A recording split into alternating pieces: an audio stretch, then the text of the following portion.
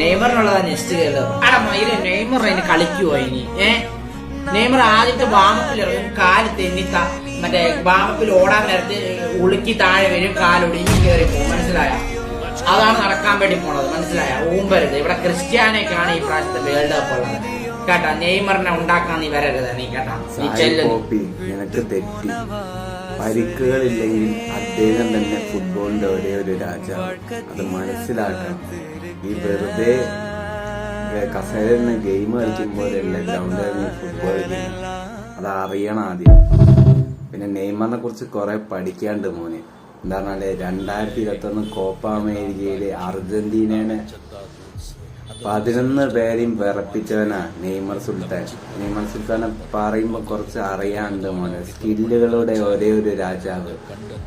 അപ്പം പരിക്കുകള് എതിരാളികൾ വെക്കുന്നുണ്ടാ?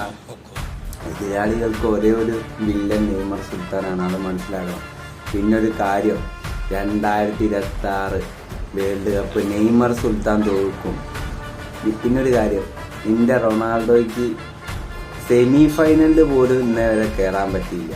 അപ്പോൾ എങ്ങനെയാ നീ കൊണ്ടുപോകുന്നു പറയുന്നത്? 2026 നീ വെല്ലുവിളിച്ചോ?